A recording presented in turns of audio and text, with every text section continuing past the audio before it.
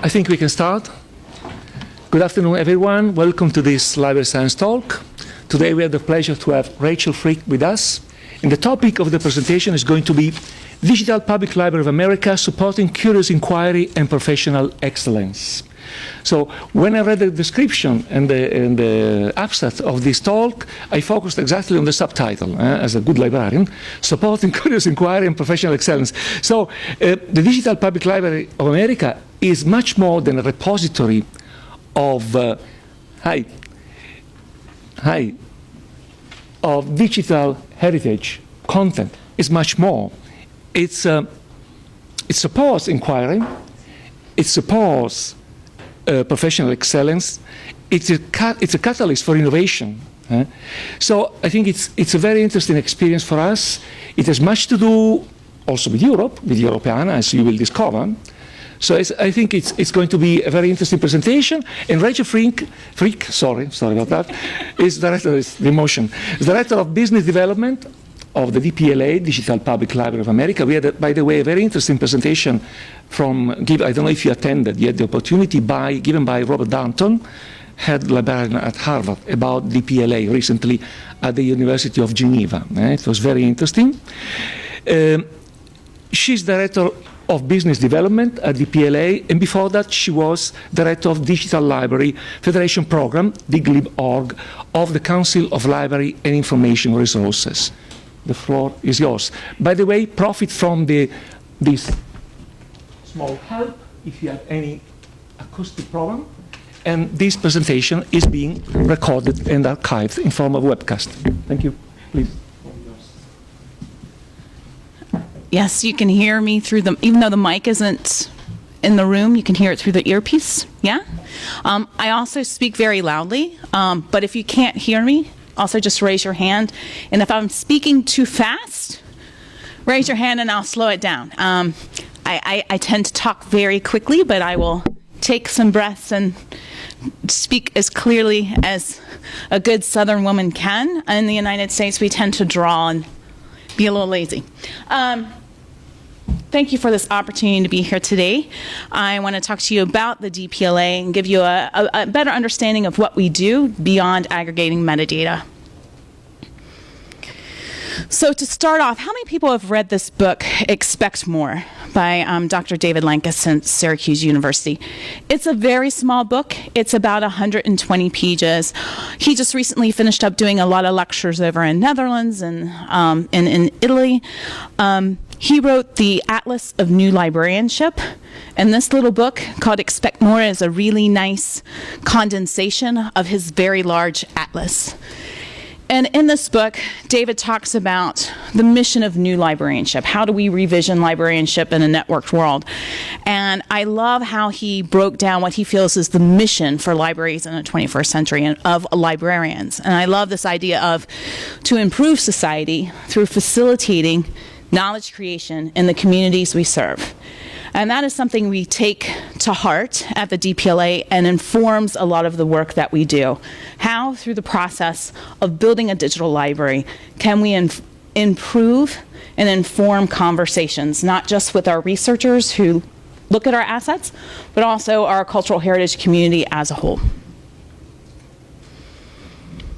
So this is the whole idea. We support curious inquiry through our portal, but through the work that we do, we try to improve professional skills and development and practice by being very transparent with how we operate, using open source tools and skills as much as possible, and documenting everything we do and as a way in order to improve the whole ecology in which we work. So what is the DPLA? What does DPLA stand for? It does stand for the Digital Public Library of America. I was part of the planning process that started in 2010 under the leadership of Robert Darnton at Harvard and John Palfrey, who was the director of Harvard Law Library at the time.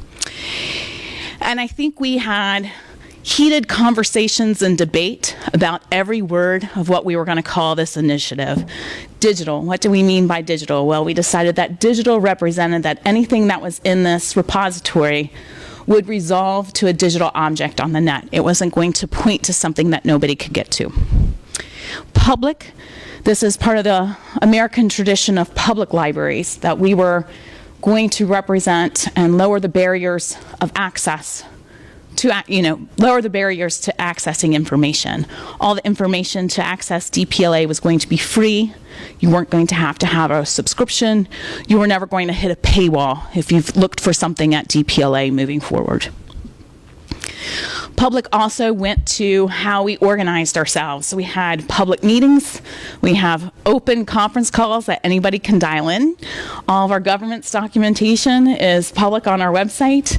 We're a very transparent and community-driven organization. This is not a government mandate from the top down. This was organized by people who felt like it was very important to have a national digital library and that we needed to build it ourselves. So library, that was another big word we fought about. Not fought, had heated, passionate debate. And in library, we mean it in the largest sense of the word. It is our libraries, our archives, our museums, all of our collecting memory institutions across the United States. And America is institutions that reside within the United States of America, but content could be about anywhere. It was just representing those collections and getting those collections online. So like I said, we are essentially about a community.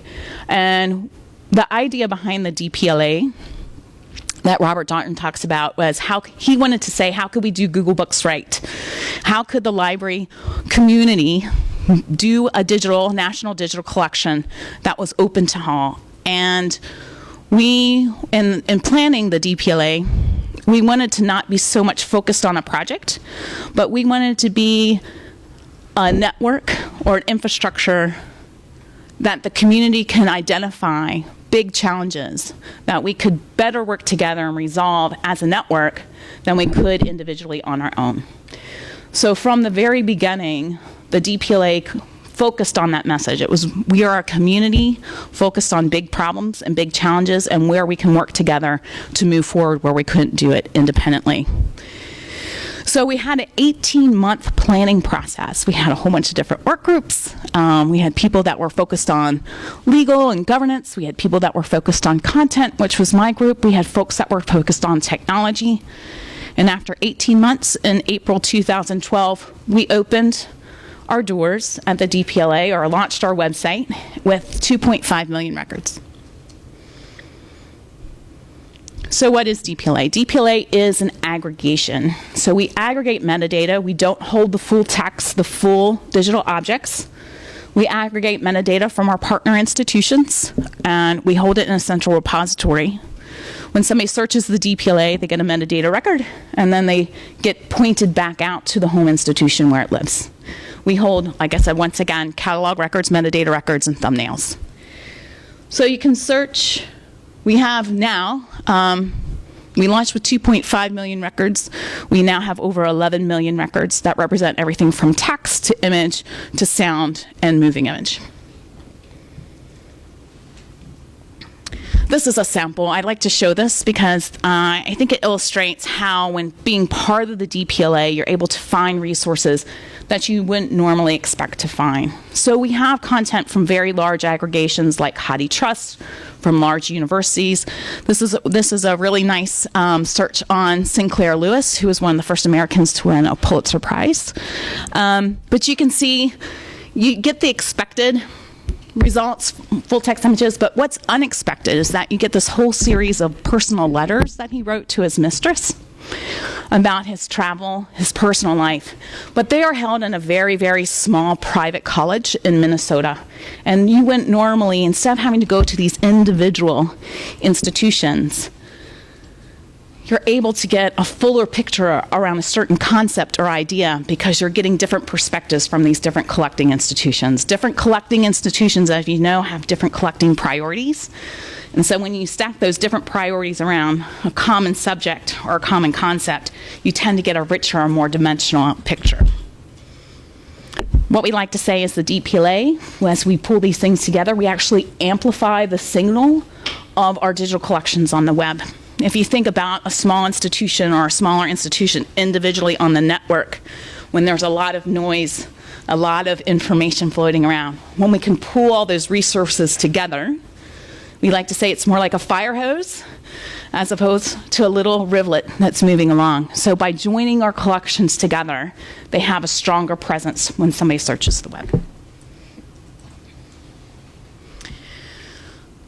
Once again, we like to really bring home that we're about partnerships.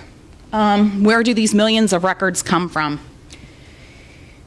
We like to say there's no special magic. It's lots and lots of conversations with lots and lots of partners across the United States. When I was telling Tulio earlier today, we spent a lot of time on Google Hangouts and Skype and in-person meetings with people who building these digital collections have been their passion for the last 10, 15 years. And it's a way to meet with them individually and talk about how we can move their data into this larger, it's kind of going from streams to rivers to lakes to oceans. You know, how do we move their content into this larger pile? So, all those out now in America, we usually when we do graduate work or school work, we have to do team building exercises and we have to work in these large team projects. And this is definitely have brought all those lessons to bear about working with teams in a distributed network. Because DPLA is basically based on a hub and spoke network, we have hubs that are regionally based as well as content based. So this is just definitely a little graphic representation around how DPLA flows through our how the information flows through our network. We have our centralized repository. We have content hubs and service hubs. And we harvest from those individual hubs, but they represent a large network of partner institutions. So when I talk about hubs on our network, we have two different kinds. We have service hubs and content hubs. Content hubs are, right now as we start our network, we have one-to-one relationships. So it'll be like the Smithsonian institutions, the National Archives and Records Administration, Harvard University, people that have very, very large collections, and we just basically have a relationship that we exchange data, which is great, but it's just kind of a one-dimensional relationship. The one thing we do for our content hubs is when we grab their data, we do a series of enrichments that we then can return back to the institution, but it also those enrichments like converting to linked data, normalizing dates, things that we can do at scale, allows their data to play better on the network because it's normalized. That's seen as a very value add for them. We have service hubs. Now these are our institutions that are usually based in a state or in a region in the United States, and they represent their local community. So they're an aggregation within themselves. So they're like a small mini DPLA. And we call them service hubs because they also offer services to their constituents, like metadata scanning, metadata creation services, scanning services, data remediation, education and training. So they're a knowledge point, a knowledge distribution point, as well as a metadata aggregation point. We work with our service hubs to help distribute expertise across the DPLA network, our people network. So if we're working with a certain type of format or standard, we use those hubs to educate their own constituency. So their data about their collections flow up to us, and we flow back information and expertise back down to them, making their region and their level of expertise grow as a result. Does that make sense? Okay. So we're a growing network. Like I said, we started in 2012. We currently have, like we say, on-ramps or service hubs in all the states that are orange. We have service hubs that represent several states. Those are the ones that are red. We have a variety of content hubs. You can see a lot of those are in either California or DC because that's where a lot of our cultural heritage institutions tend to land. And then we have hubs in development. Here's just a quick logos of our hubs, content and service. And I think this is a really nice graph of our representation. Like I said, when we say library, we mean it very broadly. Yes, we have a large portion coming from university libraries as expected, but we have a large amount, 24%, actually coming from our public libraries. These are our small or regional libraries that represent communities that aren't attached to a university or large continuing ed. So it's that town library. But we also have archives, state agencies, state libraries, historical societies, and of course museums. We are actively trying to grow our museum network as well. As of the end of this year, we'll have over 21 service hubs, and by the end of 2017, we want to be able to complete the map so that every state has an on-ramp to DPLA. So that kind of tells you about our partners and how we're organized. And I always like to take a moment and say, the DPLA, I feel like we present a very large footprint, but we have 11 staff members, and that's about it, who are working. The third of us are based out of Boston, and the rest of us work across the United States.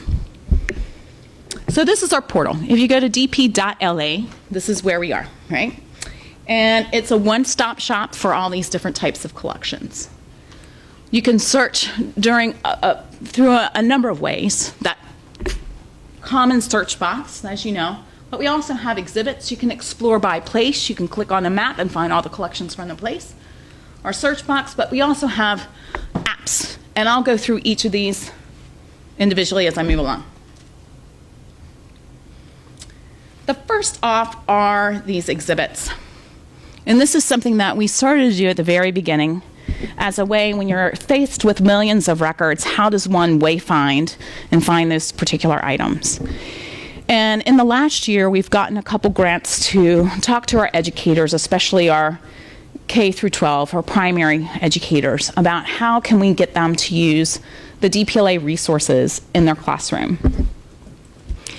And they were just overwhelmed with the amount of information that was there. They said, can you just tell me what's the good stuff? How can you tell me a little bit more about I see these pictures, but I don't know how I can connect them. And that's when we started building these exhibits a little bit more intentionally, trying to connect them to educational priorities. They're called Common Core in the United States. So around specific concepts, periods of time, we developed, much like you would in a museum, an exhibit. We pulled together really great curated images. We worked with scholars to add some context, a little bit more information. And we're finding that a lot of people, when they come to DPLA, find us through the exhibits. They've been optimized for search engine optimization, and people just kind of drop in an exhibit, which is really amazing. And in talking to the educators, we've gotten a lot of indication that they want to see more of these exhibits. And when we talk to educational platform providers, yes, they're interested in pulling data from our API, but they're really more interested in these curated, what they're calling open educational resources, things that were crafted to address a specific concept. And it was really amazing because we worked with our several different information and library schools. So students were able to craft their curatorial skills by building these collections, which was really nice. You can also search DPLA through a map interface. This is one of the data enrichments that we do on behalf of our partners. We make sure that the data, not so much the map, the collections aren't, the map is based on where the item comes from as far as what it represents, not where it lives physically in a collection. Does that make sense? So if it's a photo about Minnesota, it's going to be in Minnesota even though it came from Louisiana, right?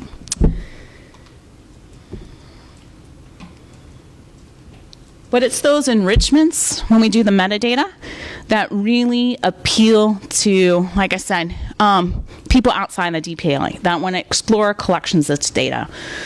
We publish, when people query the API to get a data dump from us, it's published as JSON LD, so linked data. So it creates a lot of endless possibilities of what people can do with our collections data.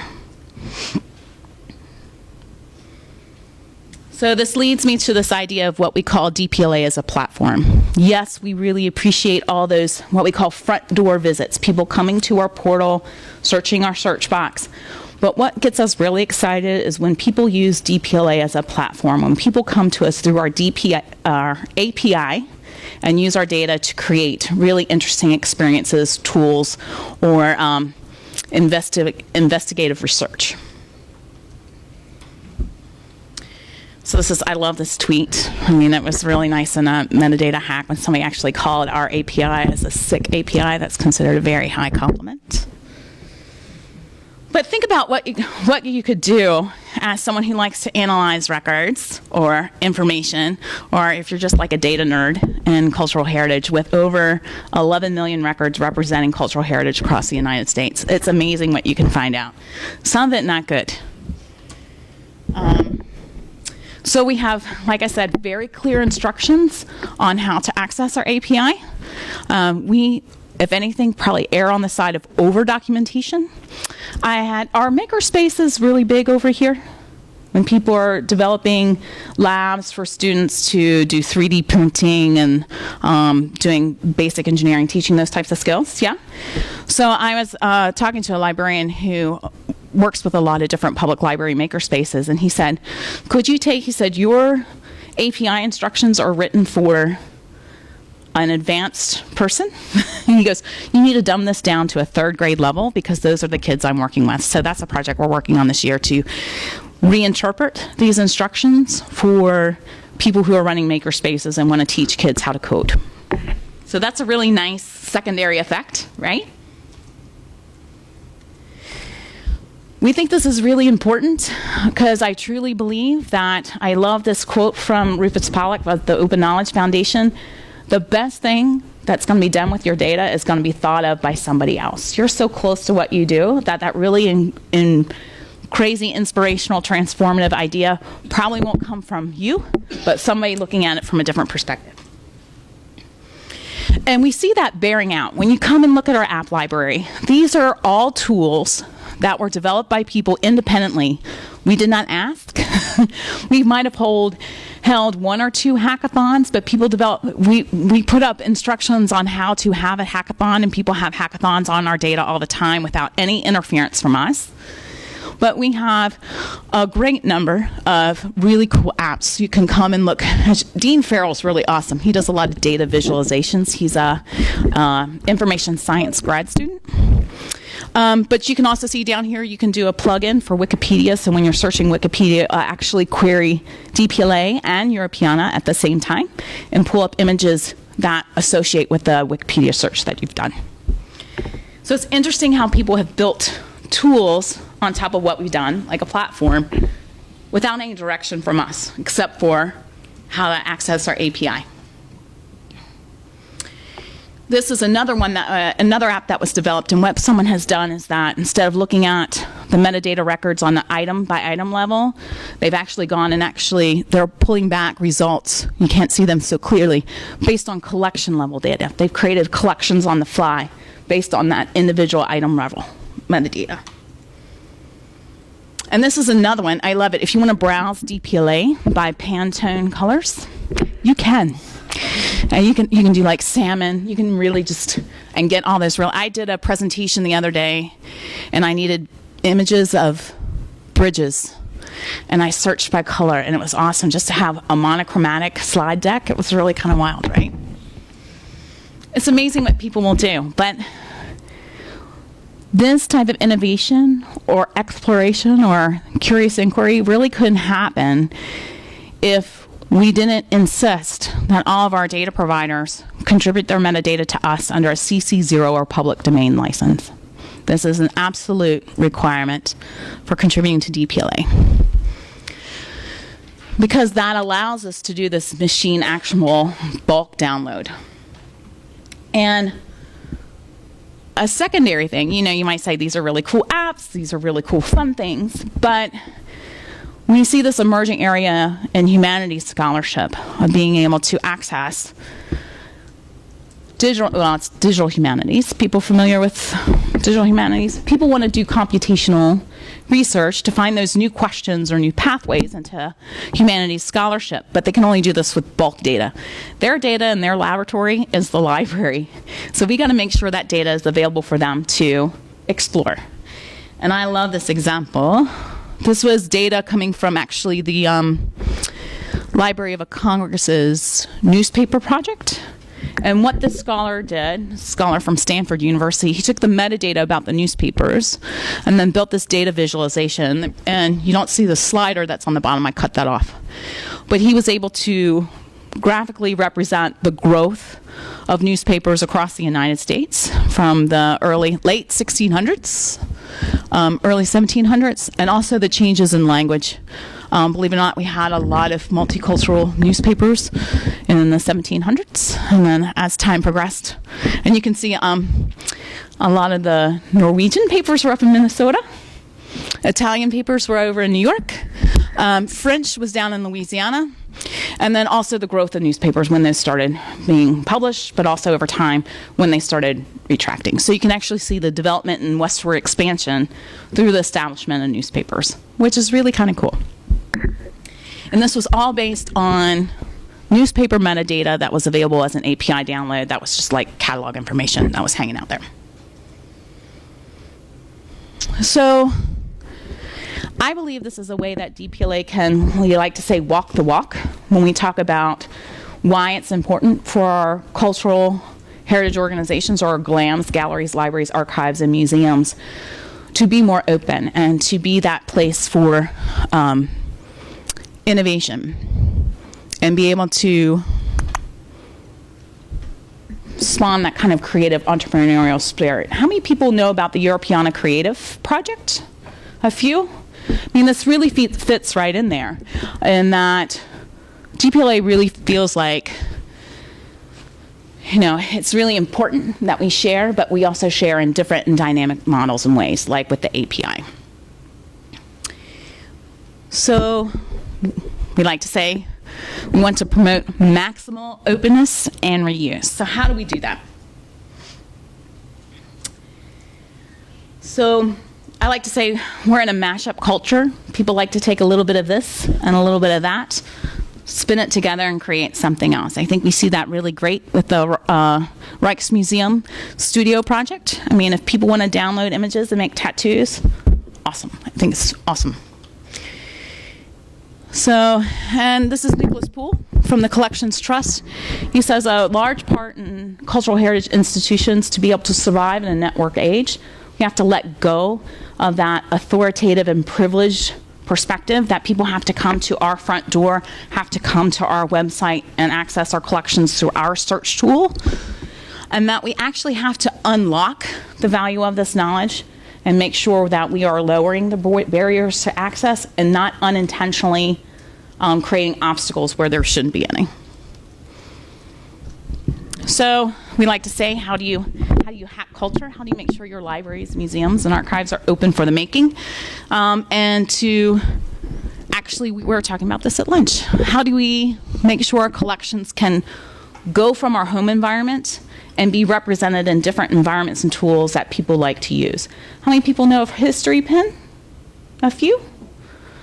History Pin, for those, it's a really cool tool. You need to download it. Actually, you can have it as an app on your phone. But it's a way to take historical photographs and be able to overlay them on Google Street View. So if you're sitting there and you can do Google Street View, you can overlay really nicely, and then you can write a note. So you can tell people you can actually place objects that probably aren't there anymore, or give people they have a picture of the modern building and you can overlay the historic. You can create private tours. There was an artist from San Francisco with the San Francisco earthquake. He was able to take pictures of modern San Francisco and then overlay the historical photographs of the earthquake on top of it. And it was really, really powerful. And this person created an amazing gallery show, actually printed these out, put them on a gallery show, created a book. But he wouldn't have been able to do that if those original images of the earthquake weren't open for reuse. So how do we enable this reuse? The first is we need to start cataloging for the network. Up to this point, I think a lot of us catalog for our collections to be used in our home institutions and through our home environments. And that sometimes the way we catalog for home use, when our collections are aggregated, their voices aren't as powerful. They actually kind of get drowned out. And what do I mean by this? My favorite example is there was an archive or a library for one of our presidents, Theodore Roosevelt. And they always assumed that their collections would be viewed within the context of the presidential library. So their metadata records were on a horse, at camp. They inferred that Theodore Roosevelt or Teddy Roosevelt was there. So when you're looking at an image, you saw this man on a horse, and it just said on a horse. And if that image or that metadata was in the DPLA, and you're searching for Theodore Roosevelt, you'd never find it because the metadata was only on a horse. That's a really good example of what I think is cataloging for the network. How can you make sure, and then this report was published in 2009. It's authored by Jennifer Schaffner when she worked at OCLC, called Metadata is the Interface. She did an analysis that only 60% of the archives actually use subject descriptors. They were inferring, I love that look, inferring that the subject of the archive would be concatenated through all those metadata records when they didn't explicitly express it in the metadata record. So when you think about a project like Europeana, or you think about a project by DPLA, we get these item level records that don't have that collection level concept overriding it. So it's thinking about when we're cataloging now, but also making some accommodation for that when we aggregate in our data models. And the other thing that we need to do is to be very explicit about how you can reuse an object. At DPLA, we did, Dean Farrell did a nice visualization of the expressions of right statements in DPLA. We looked at our 11 million records, and we found that people were expressing access, reuse, and intellectual property rights in over 90,000 ways. 90,000 ways. And then somebody else, Corey Harper, he did another data analysis of the language of our records, and he found that over 25% of the words in our metadata pertained to rights. So and then when we started looking at it, there was basically people who had expressed 90,000 different ways the same 12 basic concepts. So this is, you can't read this, but I will just read it out loud. This is an example of what we call a Frankenstein right statement. So a whole bunch of the concepts mixed up into one thing. Digital image, copyright 2012. University of South Carolina, all rights reserved. For more information, contact. We always say those statements that say contact Sally in special collections, that's just asking somebody to rip their image off and use it for not so good purposes. But you can't really, legally, this in the US, this statement has no legs to stand on because you can't claim copyright because you digitized an image when the original image is in the public domain. We call that copy fraud instead of copyright. So we did a little analysis ourselves.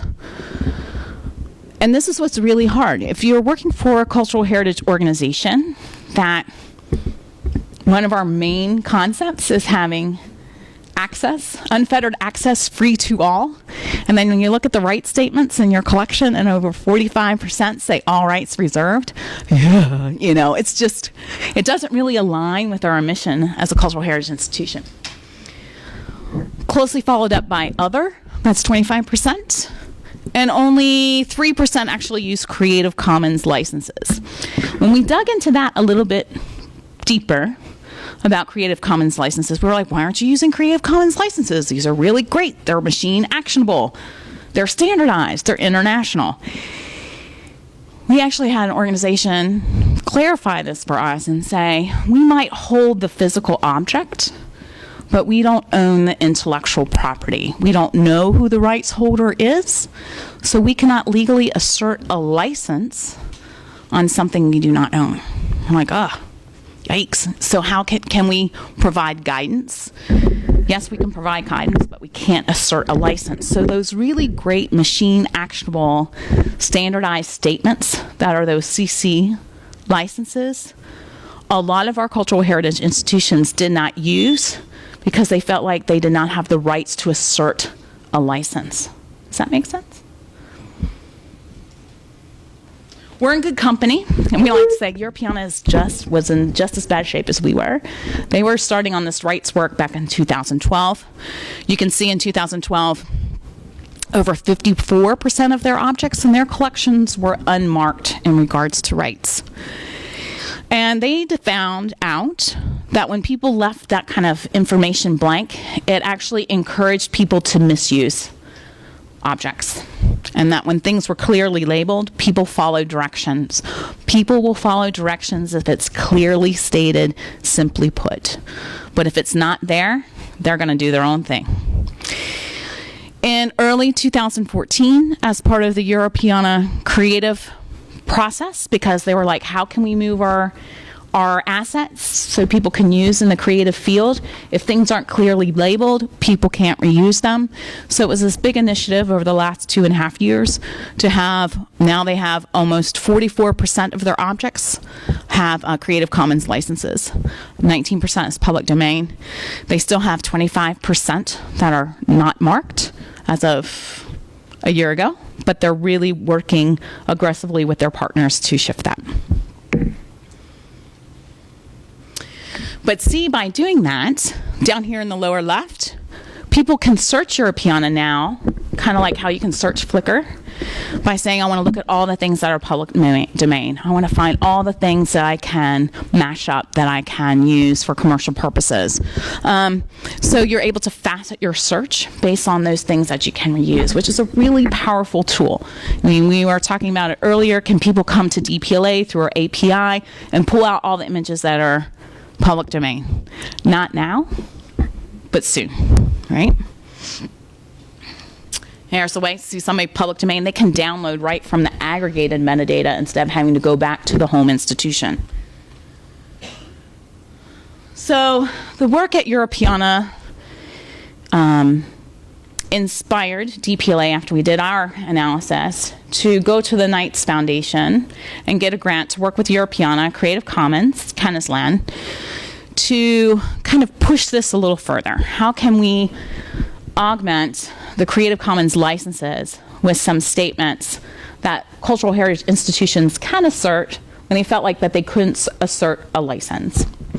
So our goal was to develop at a high level, I like to read this, standardized international statements in a neutral namespace that's expressed, I think this is awesome, as linked data in controlled vocabulary. And those are words to like a cataloger's heart, right? So to kind of get through this nightmare of 90,000 statements that you can't do anything computationally on. And I'm happy to say we got this grant. Emily Gore and at DPLA and Paul Keller at Kennisland have been working tirelessly with a true international team. And the launch date of these machine actionable URIs are going to be available at rightstatements.org in December. They had a preliminary white paper that was published back in July. I think it's still available. It's not at rightstatements.org, but I can definitely give you the URL for that. That goes through those statements. That final white paper will be published there in December, but it also has the technical implementation standards as well for that. We're really excited about this because it opens up an amazing world of possibilities when people know what they can do with the things, and then we can push them out the door.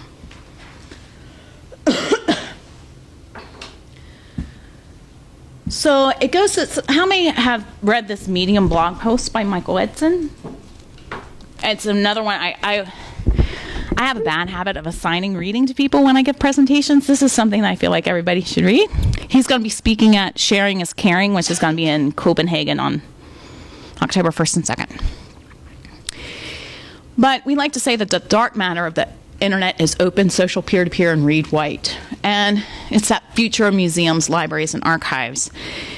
And for me, this concept that libraries, archives, and museums can supply an amazing amount of data to support research, scholarship, curious inquiry.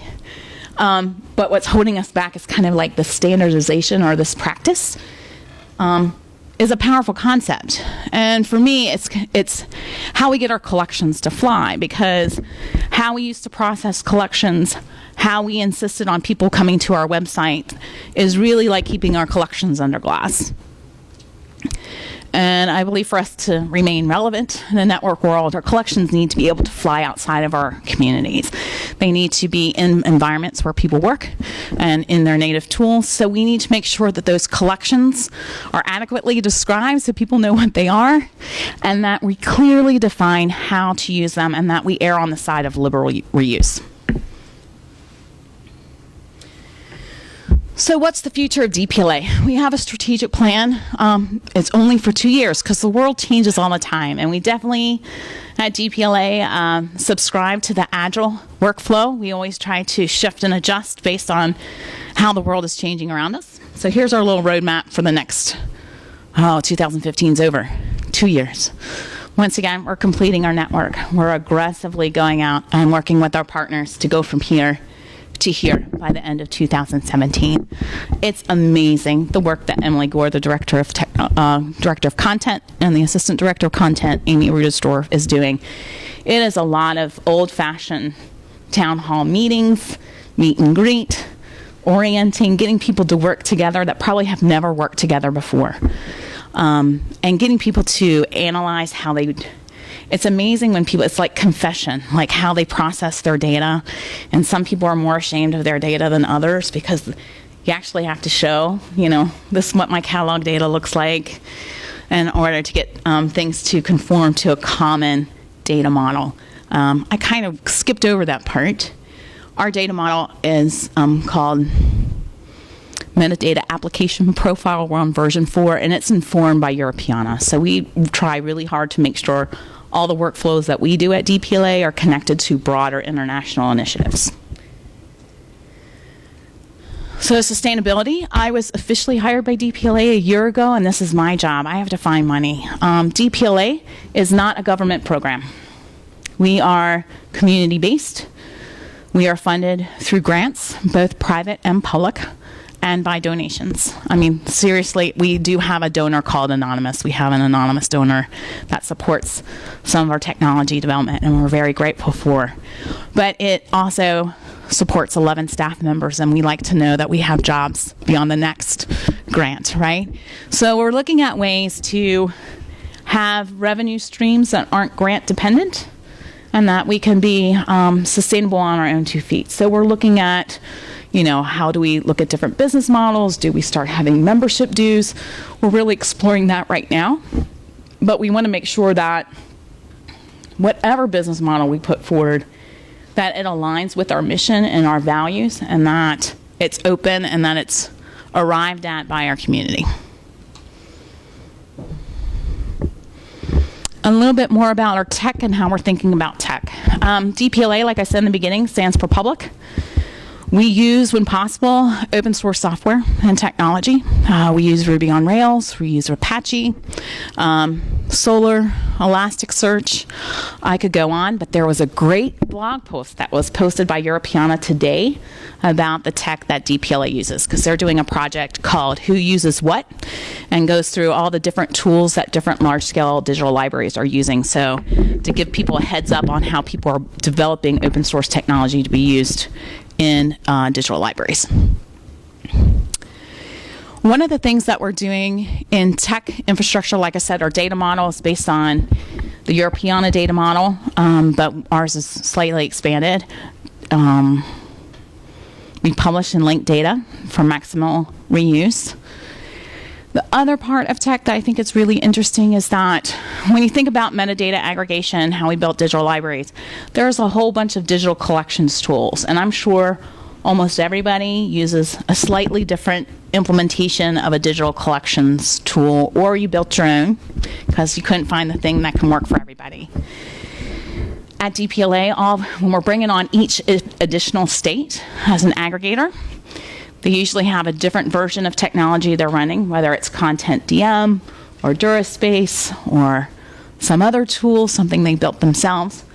And what we found from the technology side, we spend a lot of resources having to normalize and crosswalk data as it's presented from all of these different systems into our common data model.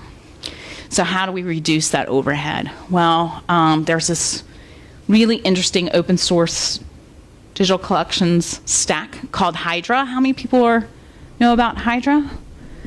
It's really cool. You should look at it. It was developed as a community source project. It was a project between University of Virginia, University of Hull, Stanford, and a couple others. It was definitely an international project. And it was using Fedora, but it was doing another layer of implementation because Fedora was very hard for a lot of people to deploy. So we're we got a recent grant working with Stanford and DuraSpace to develop what we call Hydra in a Box. So it'll be a turnkey application of this open source digital collections repository software. What we think, we wanted to have a similar technology stack at each of our aggregations because that will help us. If we normalize the technology stack, that'll help us normalize the output. And we thought this is great if we could just do this thing, but then we thought it'll be really great if we can do this for the whole community, not just for the DPLA community. So we're working at beyond our partners and making sure that this type of technology is available for everyone to use. The thing I've been working on this summer is about DPLA and ebooks. Robert Darnton tends to talk a lot about how DPLA was founded and that it was kind of a response to the Google Books project. And in the developing phase of DPLA, we really wanted to come back and address ebooks because, at least in the United States, distribution and access to ebooks, especially for libraries as we share them, tends to be very problematic. We tend to have to use a lot of different readers. We tend to have really bad agreements with publishers around our ebooks. And at the same time, our partners, HathiTrust, they have this huge data store of digitized books that were a result of Google Books. So we're trying to think, how can we pull those, and they're PDFs, which is horrible if you're using an e-reader, because e-readers tend to use now more EPUB 3, right? That's the gold standard that we try to shoot for. But converting from PDF to EPUB is not cost money. I don't want to say it's cheap, but it's not expensive, it's not cheap, but it's money, right? And we have a lot of public domain works. We found that a lot of public libraries actually buy digitized books that are in the public domain because they've been cleaned up, they're in EPUB, and they have a flashy cover on them. Our library shouldn't be buying public domain books to distribute to their constituents. So DPLA feels like that's an area where we can kind of explore and see how we can create a core collection of public domain books that are open for any library to distribute to their communities. So we're working on this project, which is slightly different, and the behest of the White House. You always it's really exciting when somebody says somebody from the White House called and wanted to know if you wanted to do something with ebooks. We're like, hey, and then it was like, what? The president challenged us to work with the New York Public Library, who has developed this amazing e-reader app that'll connect to almost every publisher's platform and works on both iOS and Android. To be able to distribute ebooks to low-income kids for free, without any holds, without any wait queues, to have simultaneous, unlimited access to books. And we first thought publishers wouldn't go for this at all, but actually when we said it was only going to be for low-income kids, there would be some rigorous authentication put into place, We've had 10 publishers sign up, and we've had a number of those publishers actually give us their whole children's catalog, so 2,000, 3,000, 2,500, all their children's books for this program. So this will be launched in October. It's going to be called Open eBooks, and it will be providing probably about 10,000 titles unlimited to low-income kids across the United States. So we're really excited about this. But it's been, for us, it's kind of been a training project or a learning project to inform that bigger vision of how we're going to supply those public domain works, those open works, to everyone, not just low-income kids. So that's the more open collection is where DPLA is heading. This is a project that's helped us learn a lot about what it means to publish in ebook formats and have those types of the infrastructure you have to have in place, because it's not just the e-reader, it's not just the content, but we have to have the distribution network. And this fits into a larger initiative from the White House called Connect Ed, which is focused on taking broadband to the last mile to our rural communities. So it's getting content on that network. And as I like to say, at the end of the day, DPLA, as I started at the beginning, is about our community. We see what we do as an opportunity to help us develop skills and expertise for all of us. We try really hard to be transparent in what we do and how we make decisions and why we make decisions, and that we are very clear about our documentation. We're getting ready to set up a webinar series. We didn't think a lot of people were interested in our metadata model, so we said, hey, we'll have a webinar. We'll get people, especially people that want to contribute to DPLA, might want to sign up for this webinar about metadata. It's going to be a 90-minute webinar. I was laughing. I'm like, who is going to listen to a 90-minute webinar about metadata? 425 people stayed for a free webinar about metadata for 90 minutes. I was blown away. We had 500 people register, but 400 people. I was just shocked. And so we felt, as we're building the DPLA, we need to identify those educational opportunities to raise the expertise and skill level of our whole community, not just the DPLA community, because there obviously was an interest, there was a demand, and there was a way we could meet that demand in a bit of a more of an informal way. But I think skill building tends to stick when people see it connected to something actionable that's happening in their community. So when they can see how understanding this metadata or understanding the rights fits into their everyday work, that is the best intervention point for building skills and getting our whole library community kind of up to speed in a network world. So that's it. This is my favorite slide. Librarians working for you since 2600 BC. And we'll be here for the long haul. I'm open for questions. I know I spoke fast and kind of breezed through a couple things, but I try to err on the side of being brief on the details. But if you really want to geek out on some details, I'm here to answer questions. Thank you.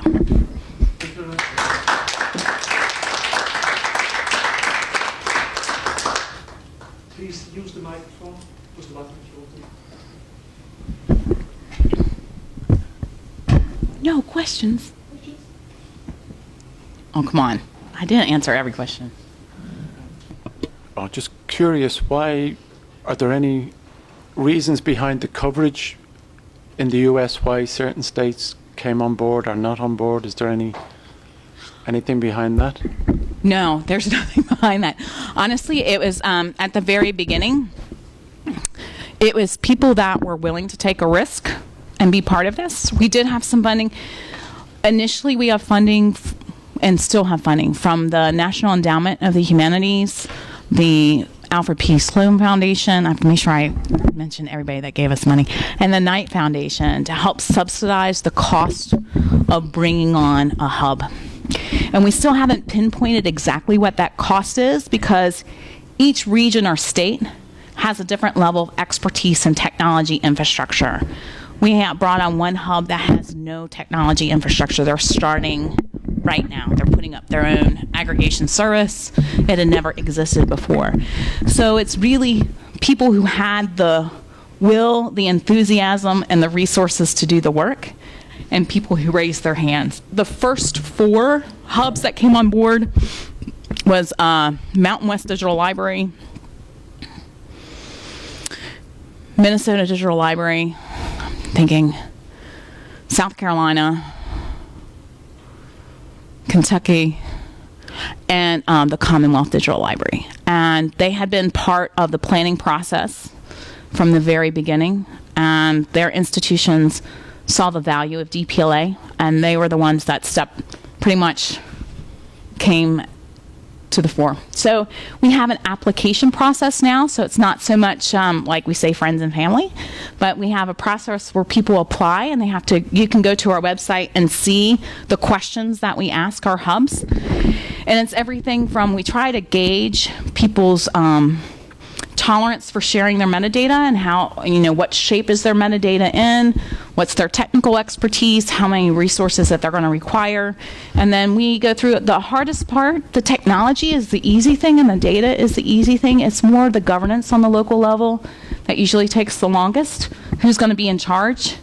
How are they going to fund their local hub after they get the initial startup money, and how are they going to exist and sustain themselves after that, and what kind of services are they going to provide? So it's the reference interview on steroids. It really is just working through this process. So it's a competitive process, and we tend to bring online 4 to 5 hubs every 6 months.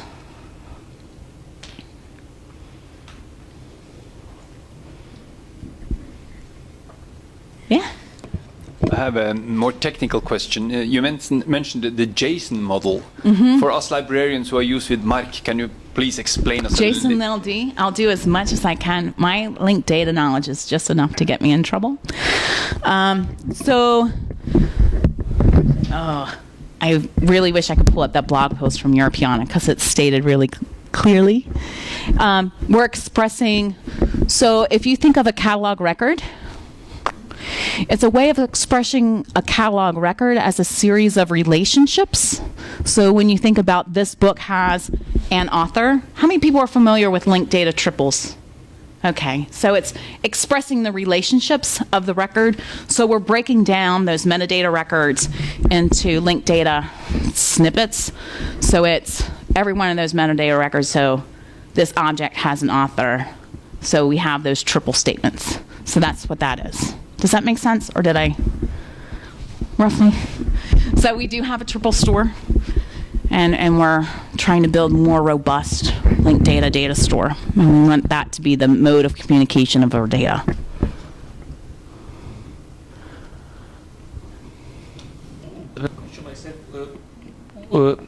What is the role of the Library of Congress in this picture, if any? We are so excited that the Library of Congress, our next DPLA Fest, we have an annual meeting. Our next DPLA Fest is going to be in Washington, D.C. And up to this point, we haven't had a lot of contribution from the Library of Congress. And I'm sure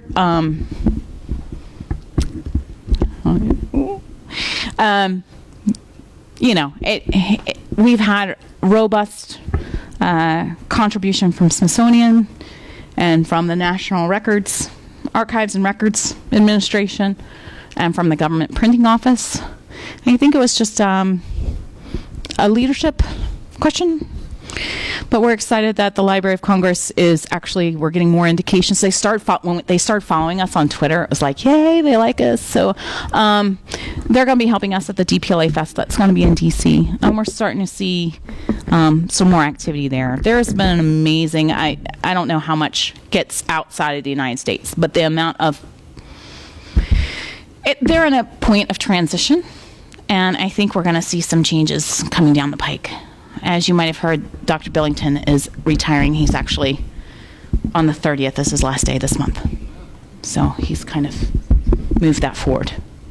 So we might have a new Librarian of Congress by April 2016. And I think that this project, if you go back and if you started reading the work that John Palfrey and Bob Darton wrote in the New York Times, We didn't.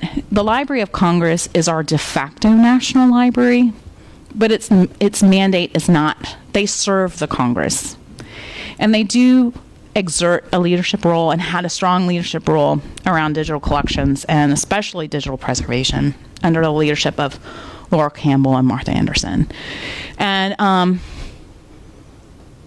the thing about the DPLA is that this was something that was driven by a cadre of committed community members that had this vision and felt that a true digital library on this distributed model would only be sustainable if the community owned it. If it was driven from the top down, it would only be seen as the responsibility of a few organizations and a few budget lines. And we want this to be supported by everyone. We want DPLA's value to be recognized by the people who use the resources through our portal, but by our community that support the metadata, that see us as a way to move forward technology developments, to move forward best practice, not just a cultural heritage resource, but a resource for expertise. And we want this to be owned by the community. We want everybody to have a voice and a say. And I believe that is what's going to make us have a larger impact than maybe that old model of a national digital library that we saw standing up probably like 10, 15 years ago. Yeah. I'm just curious about getting people to use the content and what types of activities you've done around promotion and attracting users, not people who are actually using the resources, not the library community who's contributing their resources. Yeah. Mm-hmm. We have a lot of followers on Twitter. I know that sounds like a really flip answer, but we've been trying really hard about changing, being mindful of our voices when we communicate and being a little bit more experimental and less formal about our communication. It's great when our library or cultural heritage organizations use our stuff, but we really want people that know nothing about DPLA to use our stuff. So we've been thinking really creatively, and honestly, this is when we reach out to our fellow peers at Europeana, Digital NZ, Trove, about how do we increase that user engagement. So somebody did a blog post about how to use digitized family Bibles to do genealogy research. That is one of our most highly hit blog posts. We had no idea. So it was one of those signals like, hey, maybe we should be showing up at this. It's called Roots Tech, and it's one of the largest individual genealogy conferences in the U.S., to have a booth to show people how to use DPLA to do their own genealogical research. It's really changed the way on how we interact and interface with people. This work that my colleague Frankie Abbott is doing in engaging with teachers and educators about building these exhibits, that has always been the nut to crack. When I was a grant funder, these digital projects would come in and they'd say, and we're going to connect it to lesson plans for teachers to use. And you know what? Those teachers never used any of those lesson plans that people built with individual digital libraries. Because not every individual library is going to have all the resources that a teacher might want to use to teach a concept. So building those exhibits and really working with the educators about how they wanted to use our collections and being willing to shape, how do you get people to consume the content on their terms and not on our authoritative terms, I think is a big shift. So it's being willing to let your collection be represented in somebody else's interface is a big step. We were talking about working with, brainstorming some ideas. Are you familiar with like Khan Academy, some of these online education free experiences, and what Khan Academy does not have is a library, right? So how can we help develop open educational resources that could populate in a Khan Academy environment or a different university environment? How can we act like a library on the network, like our libraries act in the physical plane. So it's really just, I mean, we use Twitter. We use Twitter a lot. We use Pinterest. We use all those tools. We have a really great person, Hillary, who is basically our social media person. I mean, she sits there and works on, we all have to write our blog posts about certain things. We started, our director, we were all snowed in. I'm sure you were laughing at the amount, Boston had gotten snowed in last winter, which was unusual for them. And our director decided to write a blog post of all the different snow removal equipment, pictures of, history of, in DPLA. And that was, once again, another blog post. We were like, who's going to look at this? Oh, my God. You have no idea how many people looked at that blog post. It was amazing. So we said, we need to start making some blog posts of some of the random weird stuff that's in DPLA. So it's not called Random Weird Stuff. It's called the Unexpected series. I have to write one for next month. But somebody just published one about animals in DPLA, unusual animals. So it's basically like a dog riding a pig. I mean, it's just all these funny ways that animals are, pictures of animals in DPLA. So we have a fun side. We try not to take ourselves too seriously. I think when you're too serious, it's too academic. You kind of block some other people. But I think having a tolerance for that unexpected use, that unexpected experience. People like to write Twitter bots. Somebody wrote a Twitter bot for us called Historical Cats. And every so many hours it tweets out an image of a cat that's in DPLA. I mean, there's an amazing amount of Twitter bots that people have written for fun. So I don't know. It's, like I said, being willing and not too stuffy about how people interact with us. Yes? You spoke about Europeana, and I just wondered if there are other initiatives that you know about in other places in the world, similar to this, or at least people talking about them. As far as large-scale aggregations, I want to say, we have Europeana, Digital NZ, Trove. There's a couple others. Of course, there's a Digital Library of South Korea. I personally don't know of how many of them are doing like the aggregation model that we do, but it's a very small group. But we talk to, tends to be a lot of national libraries that have built digital libraries, but they're a slightly different model.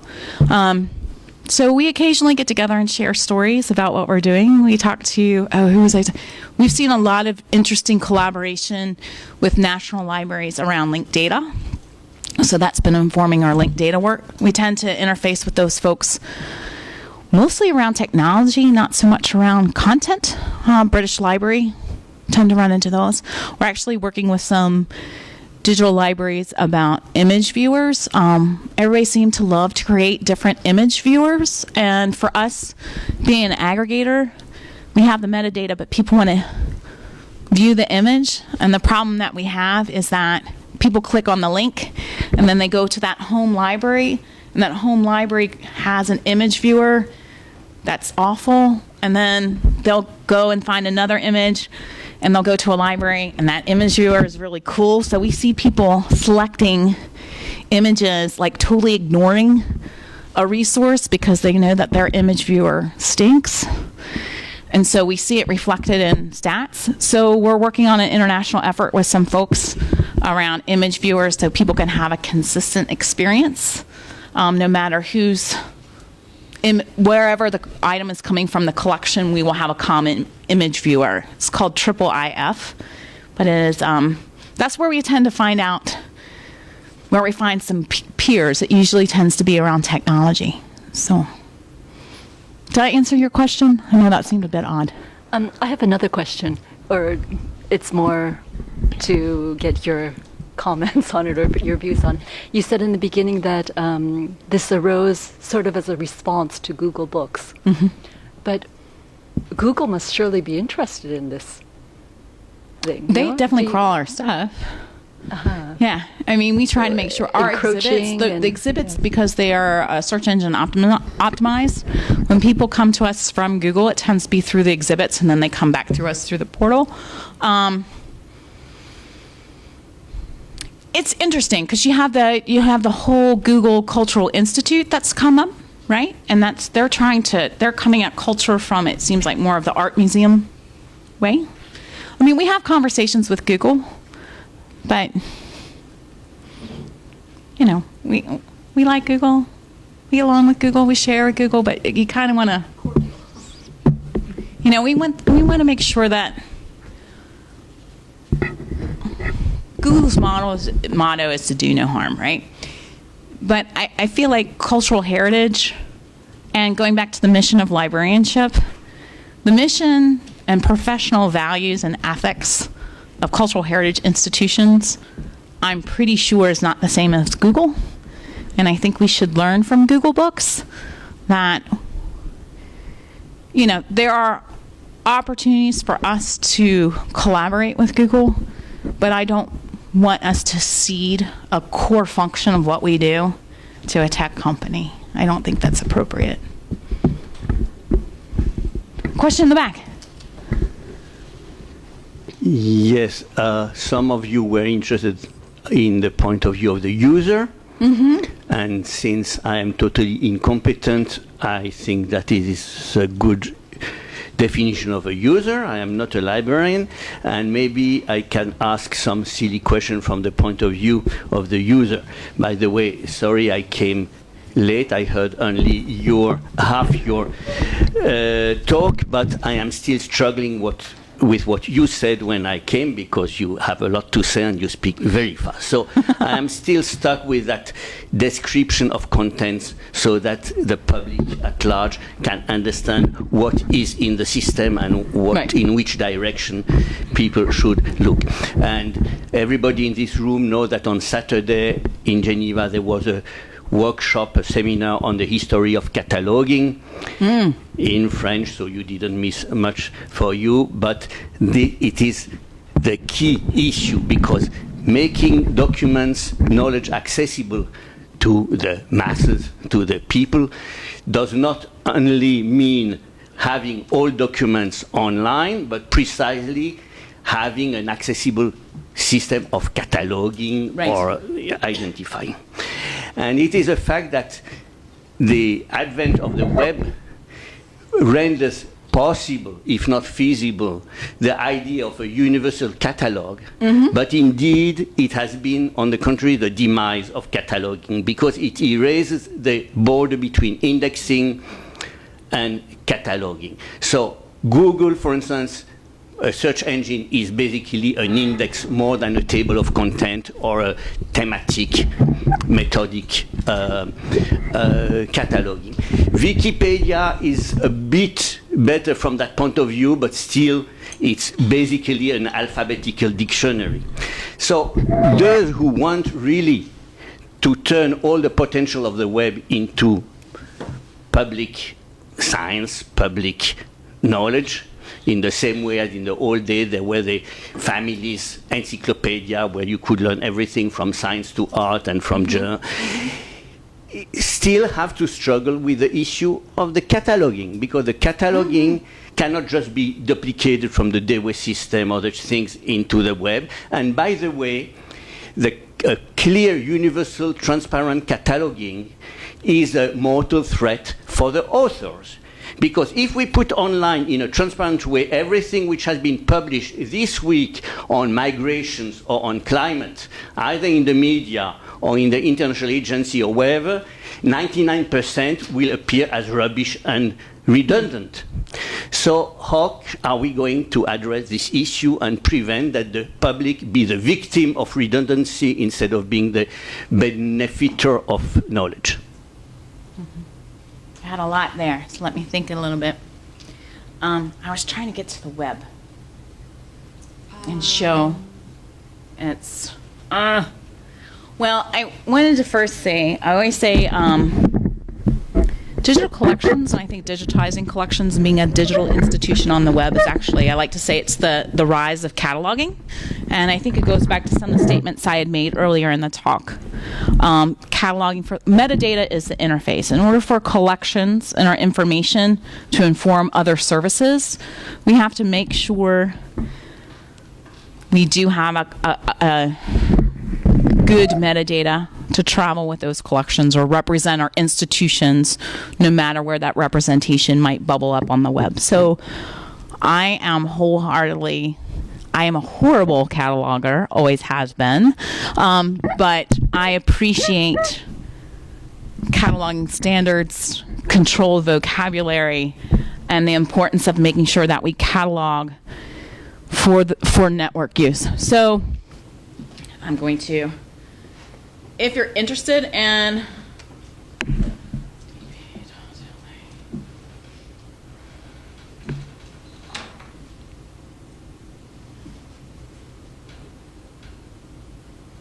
here we go.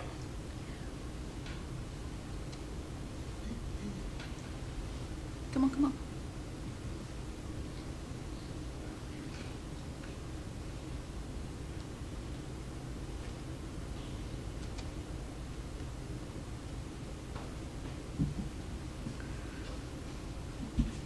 You can actually download the PDF of our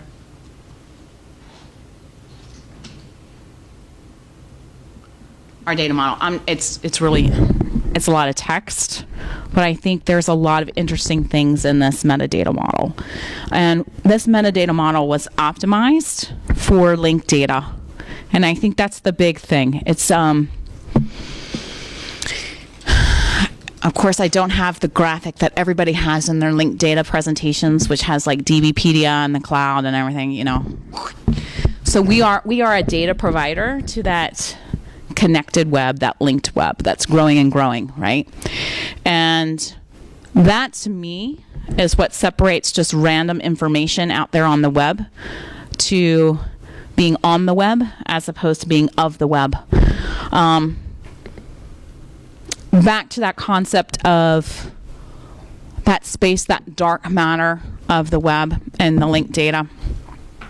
And going back to that search around Sinclair Lewis, you saw the usual suspects, books that he wrote, research papers, but then you saw that really cool collection of letters.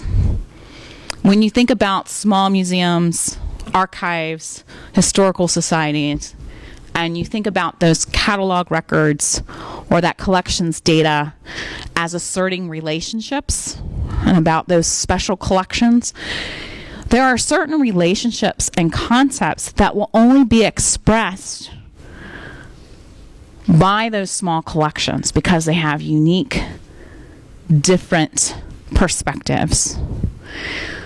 So when we think about publishing our collections data as triples that express relationships, and if you think of someone who's exploring a concept using the internet, if our collections data becomes of the web, let's say informs a Wikipedia article because then it becomes part of DBpedia, you know, there's some really interesting relationships and perspectives that can bubble up because those very unique relationships are only represented in those very special collections. Does that make sense? I feel like I've tortured that a little bit. Because there's some things that, you know, are unique, one of a kind, different, and that are only found in a very small archive maintained by a very passionate scholar around a particular, especially in humanities. And when you read some of these humanities books, it's like this small, very deep exploration of a concept. And when you think about all of those tools that were used to create that point to scholarship, if that was expressed as part of the knowledge graph, that's a really powerful thing. And in my mind, as Google builds its knowledge graph, our cultural heritage organizations, I feel like have a mandate to make sure that we're informing the knowledge graph with as many different perspectives as we possibly can in order to make sure we have a well-rounded knowledge graph and not one that's, it's going to be biased, but maybe it can be slightly less biased. Yeah?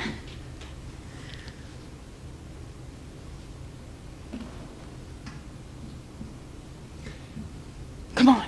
Yes.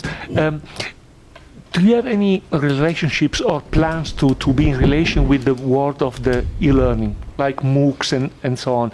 I mean, being content provider. Is there anything that you are we talk thinking about this a lot. I mean, we like to spend some time dreaming. Sometimes you get so caught up in working and doing the thing that's right here. It's really hard to make some time for daydreaming. But with this work with ebooks, it brought up a lot of the conversations that we had in the initial planning stages for DPLA. And how do we relate beyond these primary resources? How do we create those open educational resources like we did with the exhibits? But then how can we move our exhibits outside the DPLA web space and in somebody else's MOOC, right? No, we've been thinking about that. And, there's only 11 of us. And it's trying to find that moment in time to think, finding that right opportunity where it makes sense to explore that, right? And I think we're starting to approach that with the ebooks because we're finding, so for example, we're working with the National Endowment of the Humanities and Hadi Trust for humanities monographs that have come off of grants.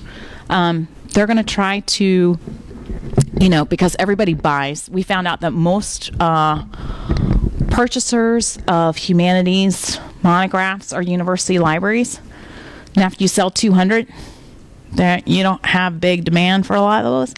And the government was paying for them, right? And so we thought, why don't we just go ahead and buy out what it costs to publish a humanities monograph and make it open from the beginning. So we're trying to explore that, and so that's that university publication. So, and then we were looking at, what are the most frequent books that were used in the Hadi Trust network. And we found a lot of those books were actually textbooks around educational theory, and they're open. And we thought, hey, is there ways that we can start, how could we build a distribution model for these books? It's, as we all know with building digital collections, it's not just good enough to digitize it and park it on your website. You have to have intentional distribution and marketing and customer relations. So how do we make those ebooks or open educational resources, how can we build them in ways that can be easily picked up and used? And I think we have some really interesting open textbook initiatives in the United States. I want to go back and talk to some of those people. We do have about 5-6 years of MOOCs under our belt. What have we learned? So it's one of those, yes, we're interested, but how we're going to integrate on that interest, I don't know. But I think there's a lot of interesting opportunities, and I would love, it's kind of one of those things. Who do you partner with this open ebooks things? We're partnering with MYPL and First Book and some other folks. So how do you find the right partners that DPLA as a national platform can help with the organization, the coordination, and ultimate deployment, but that we actually depend on the talent and the expertise that we find in our network and organize it in a way that people can start modeling good behavior. I mean, I think that's another, purpose of DPLA. We try to highlight the good stuff and amplify it and hold it up. Or I like to say, we like to hold a lantern to say we all want to be here, saying you all point your boats in this direction and come this way. We might not be able to one-to-one bring people up that way, but we want to at least shine a light of where we all need to be. Does that make sense? So yeah, we're interested, but it's just a matter of managing priorities and staff and resources. So. I